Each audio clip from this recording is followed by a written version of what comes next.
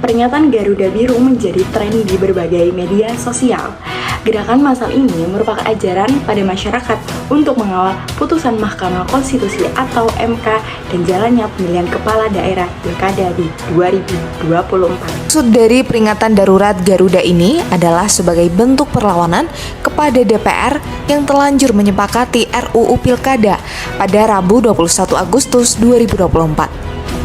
Perlawanan itu dilakukan sebagai bentuk akumulasi kemarahan publik lantaran RUU Pilkada yang disepakati oleh Balik DPR dinilai menganulir putusan Mahkamah Konstitusi nomor 60 dan 70.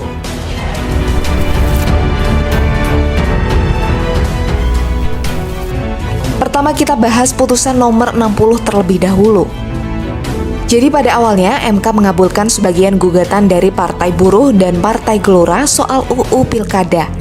Dalam putusannya MK menyebut parpol atau gabungan parpol peserta pemilu dapat mendaftarkan pasangan calon kepala daerah walaupun tidak memiliki kursi di DPRD. Pendapat menurut saya, dari video yang diputar, putusan Mahkamah Konstitusi atau MK seringkali menjadi sorotan publik karena memiliki pengaruh signifikan terhadap kehidupan berbangsa dan bernegara. Sebagai lembaga peradilan tertinggi dalam menafsirkan UUD 1945, putusan MK tidak hanya bersifat final, tetapi juga meningkatkan bagi seluruh pihak. Banyak putusan MK yang bertujuan melindungi hak konstitusional warga negara seperti hak asasi, hak pilih, atau hak terkait ketenaga kerjaan. Namun, dalam beberapa kasus, putusan MK juga menuai kontroversial karena dianggap tidak sesuai dengan harapan masyarakat atau dianggap tidak mencerminkan semangat reformasi.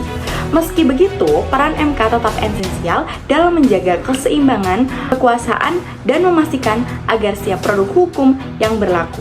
Walaupun selalu ada ruang diskusi dan kritik atas putusan-putusan tersebut. Misalnya pencalonan Gubernur Jakarta yang sempat menuai polemik karena borong tiket oleh Koalisi Indonesia Maju kini dapat berubah. Ex-Gubernur DKI Jakarta Anies Baswedan yang sebelumnya kehabisan parpol dengan perolehan suara 20% pada Pileg DPRD DKI Jakarta otomatis punya harapan. Sebab berdasarkan putusan MK ini, threshold pencalonan Gubernur Jakarta hanya membutuhkan 7,5% suara pada Pileg sebelumnya.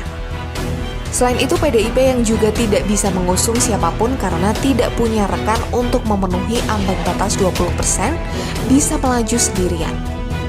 Perlu diingat, aturan ini sebelum DPR merevisi UU. Sebab pada Rabu 21 Agustus 2024, Badan Legislasi DPR tiba-tiba mengadakan rapat untuk merevisi UU Pilkada dan otomatis menganulir putusan-putusan MK tersebut.